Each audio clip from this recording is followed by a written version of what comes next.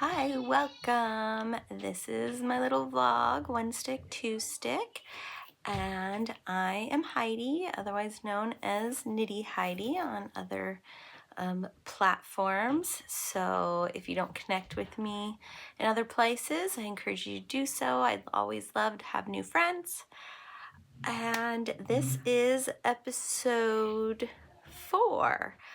I took a little bit of break between number 3 and this one just because I really needed to focus opening up my pattern shop that I have opened with 2 of my girls who crochet and I knit, and we decided to join forces and open up a pattern shop on Etsy. So we've really been working hard on that, and I went ahead and this past month made several listings of some patterns that we have finished that are edited. Currently, it's all my knitting patterns because I already had some that were complete and ready, and my girls are just starting to learn how to write their own patterns for crochet, but they have a couple of exciting things coming up that they're going to publish very soon, and I will make sure and let you guys know when that happens. But today I'm just going to catch you up on some of my whips that I have talked about in previous episodes, see where I am there. We are going to go over a couple of patterns that are now in the shop that are, one is a newish finished object and the other is on my head, and it's one I actually made a couple years ago, but this is the first publishing of the pattern, so I'm really excited about that. And then I also have another finished object that I found just the pattern just scrolling around on Pinterest. I was having a day where I didn't feel very good, and I saw these crocheted mittens that were made flat, but they were kind of strange in that you have to fold them in a really interesting way. And so then I went digging to see if there was a knitting version of that pattern, and there was. And I printed off the little kid size to just give it a try, and I'm really excited how they turned out. So I'm going to show you those. Anyway, so to get started, I wanted to touch base on my Ginny sweater by Andrea Mowry, and it's going slow, I'm gonna admit that, and I'm not really sure why.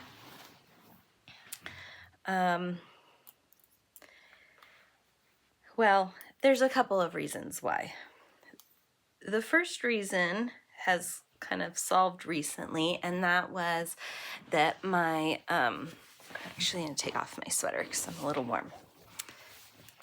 Sorry. Anyway, my tendonitis in my left shoulder was being flared up, and the knitting continental was aggravating that, and so I needed to switch to knitting with my right hand, which I'm so grateful that I know how to do both. If you don't know how to use both hands, I really recommend it because you never know when you might need to switch hands for various reasons. Anyway, but I didn't want to switch hands within the project in this part that I was on because I didn't want my gauge to change. So that's one reason why I actually set it down for a little while and wasn't really working on it, because it's at a point right now where there's a lot of stitches because it's on the collar, and so there's lots of stitches, and it's just garter stitch. It's super easy, so I don't really understand, anyway. But last night I did like 4 rows on it. I did take it off the needles and try it on. I did actually knit this to the what's the word, depth that the pattern suggests for the size that I'm making, but I did some modification because my gauge did not match the pattern gauge, but I really liked the fabric I was getting on the needles I was using, so I just adjusted the size that I was making. So now I'm seeing some places where I need to do a few more rows because of that. So I didn't quite like how it didn't quite close, because it's supposed to like cross over in the front and then tie. But another thing is that I'm smaller on top and curvy on the bottom, and so where it hit on my hips, it couldn't quite come across. So I'm like, okay, I need to make some adjustments based on my body type. So I'm going to do a few more inches. So that's where this marker is to mark that this was the original measurement of 3 inches that was supposed to be done. And I decided I needed to do at least 2 more inches. I might just go ahead and do another 3 inches. And that's just, I just want to be able to wrap up nice and cozy in it. So I think it'll be just fine.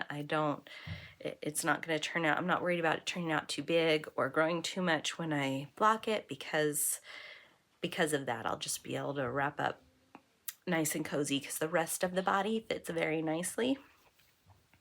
And then I'll be able to move on to the sleeves. And when I do that, I'm going to feel okay switching to using my right hand, and then I can adjust as needed for that gauge if I even need to. I really don't think there's a huge difference between my gauge of my left and my right hand, but I just wanted to be sure, and I try not to switch hands mid section of the project, so to speak. So all my other projects that I've started working on, I've been using my right hand just to lessen my tendinitis in my shoulder. I don't know why it aggravates it. It just does, that muscle, and it's mostly, I don't know, something about how I hold my hand and which muscles it's triggering and using. And I've tried changing how I hold my hand, but it just always goes back into that comfortable muscle memory position. And so the better thing for me to do is to just switch and go back to my right hand. When I originally learned to knit, I knit with my right hand, and what's the word? Yeah, anyway. And then I decided that I wanted to try continental one day, and I actually challenged myself, and it felt really awkward for a long time because I've been knitting for a couple of years with my right hand. And then I discovered that I didn't mind purling anymore once I learned the continental purl. I hated purling with my right hand. So, and I found out it was really a lot faster. And so then I just switched all the way to continental for several years.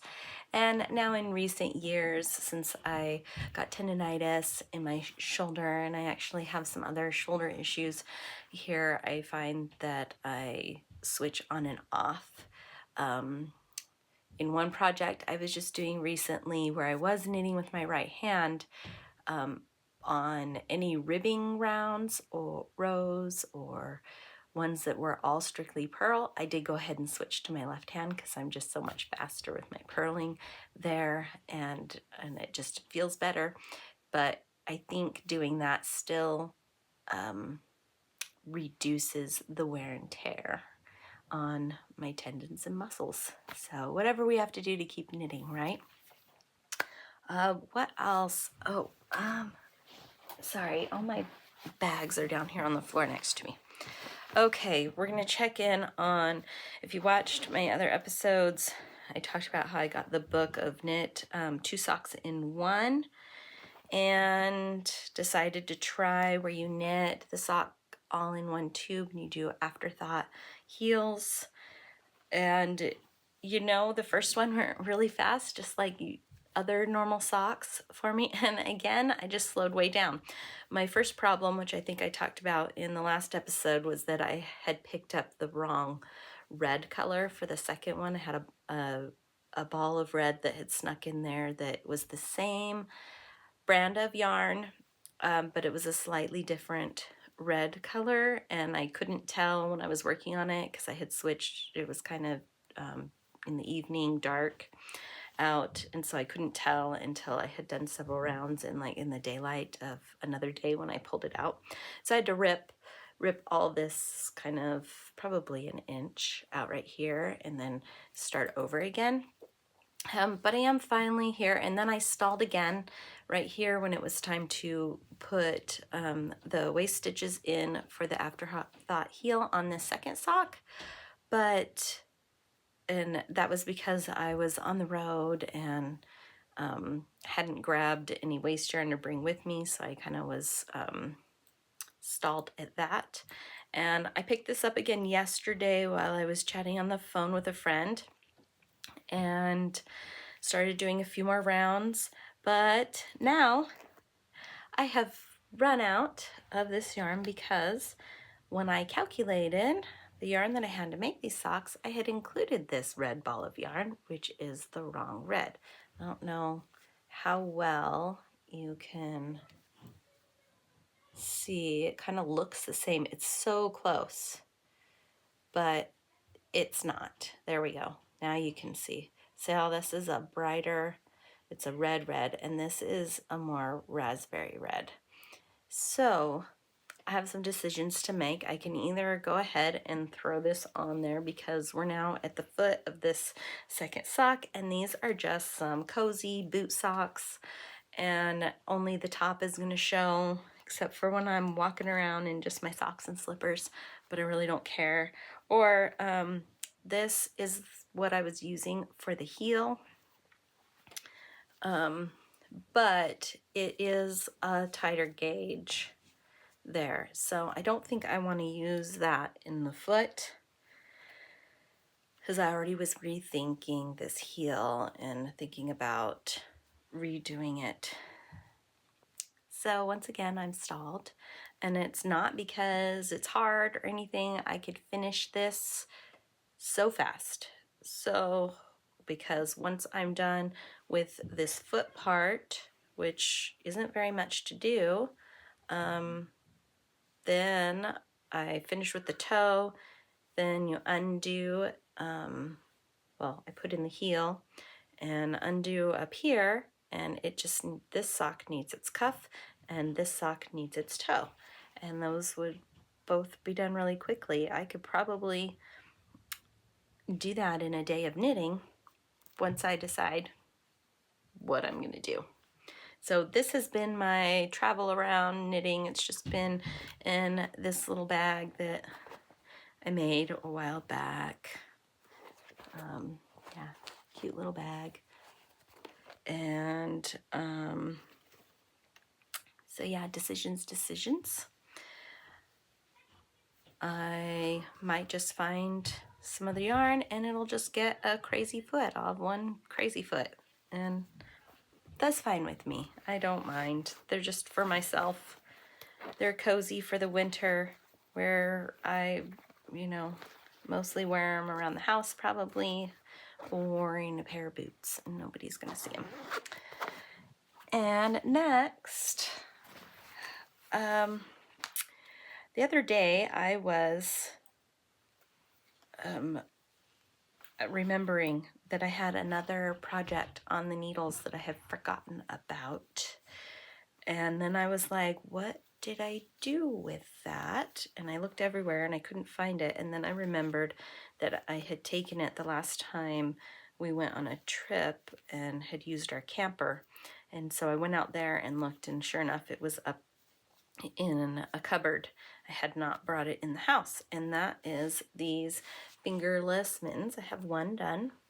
I did the thumb and the fingers extra long because even though they're fingerless, I want to be able to tuck my fingers inside when they're cold if I need to, even when I still want access to my fingers, but without the bulk of a convertible glove. I do have a pair of those, but I'm loving them. They turn out so nice, and this yarn is, let's see, find the skein here, some that I got myself for my birthday, March of this year, and it was on the Oregon coast at a little yarn shop in Florence, Oregon.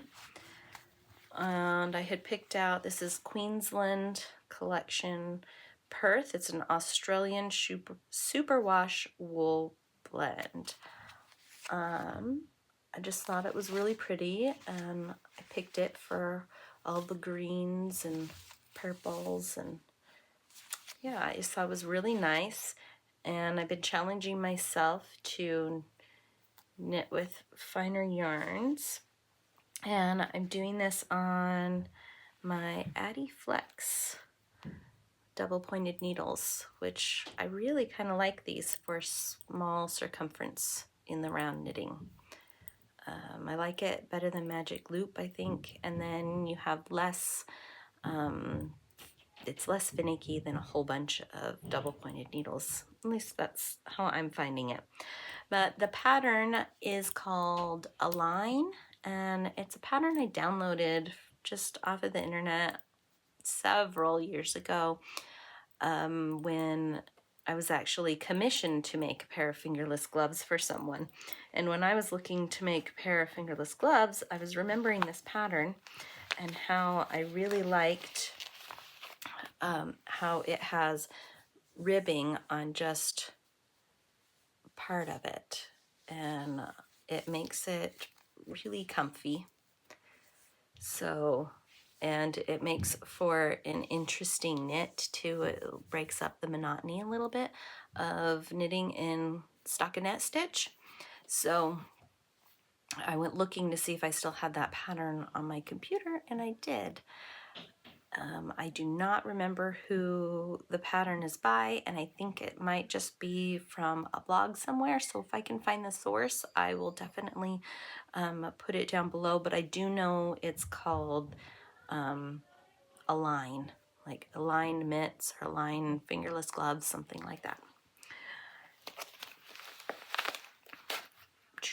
And that's not necessarily all I have on working needles now, because like most knitters and crocheters, I have many projects, but those are the main ones currently going on. Now my most recent finished object I actually just finished yesterday, and it is those flat knit mittens. I'm gonna stick a picture in here of what it looks like before you fold them up according to the pattern. This is not the ones I made, this is just the pattern photo or the Pinterest photo. And then here is my finished little pair of mittens that I made, and they should fit my grandson. They might be a little big, he's 3. And it said it was for a size 5, but you just do it with worsted yarn, and I did these in a day. I really could have done them a lot quicker. The first one I kept getting messed up, but I was suffering from a migraine that day, which is why I was looking for something kind of simple / to distract my mind. And so at first I kept getting a few things wrong, reading the wrong line and whatnot. But once I got it down, then the second one, I started an evening of TV watching and finished it before going to bed. So, except for the stitching together, the sewing together, I did the next day. And then I added a little inner cuff. So when I finished these, they were just like this. But I decided that this is a little loose, and coming from an experienced mom of 7 who has had to bundle many little hands up, I knew that it's helpful to have a tighter ribbing section that kind of goes longer and can go underneath of the coat sleeve. And then you put the coat sleeve over here, and then you fold this cuff down over the top of their coat sleeve, and it really holds that mitten on and keeps the cold and the snow out and from going down their coat sleeve. And so I just folded this over and picked up stitches all around on needles that were 2 sizes smaller. And so for this part, I did knit in the round and on double pointed needles. The rest of it, though, was all knit flat. You can see how this garter stitch runs vertically instead of horizontally. It's just a really neat concept. So if you haven't tried it, I would encourage you to try it. I just said to my family the other day that I discovered that I am not a mitten maker. I've tried several times. One year I was going to make mittens for all my kids, just didn't happen.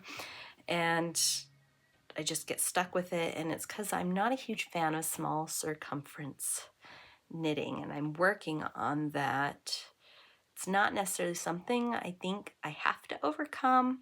It's just something I'm challenging myself with. And like, for instance, my fingerless gloves, that comes out of pure desire to have warm hands. And so I get over my dislike of small circumferences by making sure I have a yarn that I enjoy working with, and that I'm making something that I really desire to have. Same with the socks. I've figured out that boot socks are the way to go for me. Heavier yarn, and I wear them all the time anyway, and my feet are always cold. I have done some fingering weight socks, but I tend to take a while to do them. So that is that about these flat mittens. They're still a little damp because I just washed them, so they'll be all ready to go. And I had just a tiny bit of this yarn left, and I am going to use it on a little hat to match his mittens. I think the hat will be in a one of these colors. I did start one, but I think I'm gonna pick a different yarn for it. His favorite color is blue, so I think I need to go find some blue and make him a little blue hat to match, and then I'll just do an accent stripe or two with the little remnant that I have. The yarn I used is a wool yarn, and it's one that I picked up years ago in Colorado in a yarn shop when we were traveling through. So I'm glad to have finally used it up because it's been hanging out in my stash for a while. I think I had 2 skeins, and I had used, or 2 cakes, and I'd used one of them possibly on a pair of gloves for my son several years ago, I'm remembering, or maybe a hat.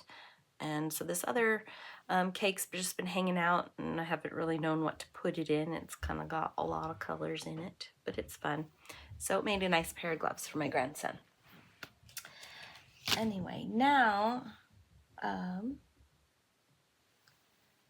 think we will go to what's on my head here. So this is actually a finished object from long ago, and I've had the pattern, but I haven't, it took me a while to rework it, and then I wasn't sure if I was ever going to publish it.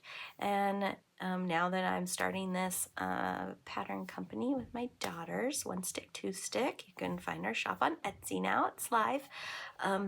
I decided to go ahead and fine tune it and get it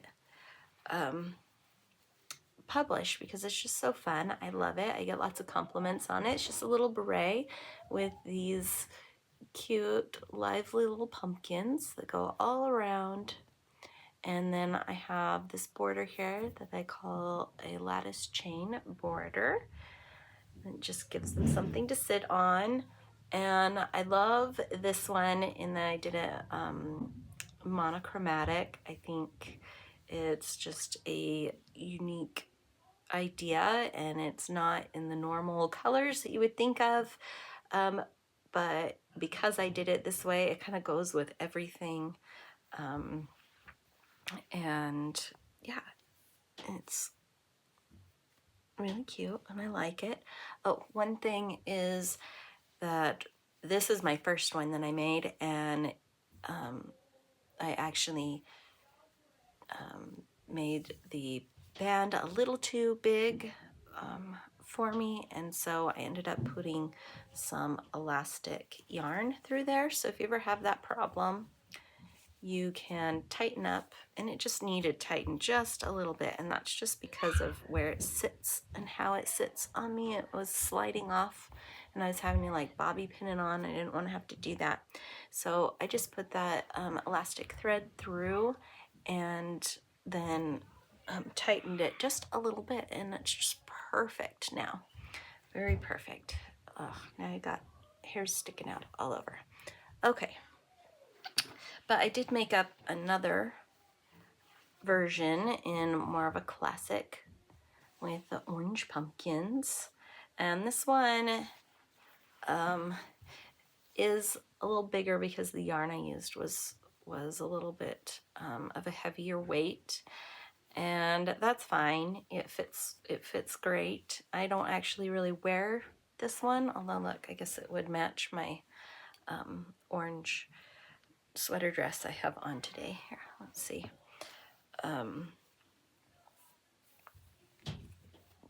But it's a little much. So I also really like this one, and they're really warm and really cute. But yeah, no, I like this one better. So, but on this one I put a little loopy-doo so it can hang on a coat hook and not go through the fabric. And I think that was a really cute detail, and I did add that into the pattern. So the pattern has the full chart for this cute little pumpkin and for the lattice chain, and it's a relatively quick knit, so it's not too, it's not too late for pumpkins. It might be the end of October, but our lovely gourds that we love so much last us all winter long, right? We can love them, enjoy them all through harvest and through Thanksgiving. So don't be afraid to go ahead and cast on one of these berets and make yourself a cute little beret with pumpkins on it. And I would love to, if you do, I'd love for you to share that with me. So make sure you tag me and do the hashtags. So on the last page of the pattern, I have some suggested hashtags and how you can tag me in them so that I can see your finished objects. The next finished object that I have is another recently published pattern on our shop, and it is called the Ribble Beanie. I'll show you here, and it's a all ribbed beanie with a cable detail on it. This works up really quickly. It's a worsted weight yarn. All of these ones that I did, here's a kid size, and I put a little pom-pom on that one. I did 4 hats, so like a whole family of hats from one Caron cake, the marble Caron cake. And this was the first one I did, and this one I embroidered inside the cable. I thought it gave it an interesting look, although I like the plain cable look too. Let me put it on so you can see how it fits. I like to roll the back up.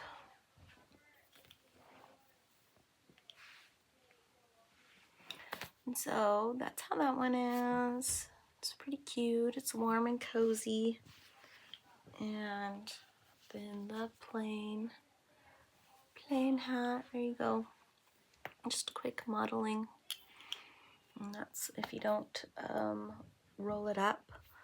But yeah, it's really lightweight. I like it.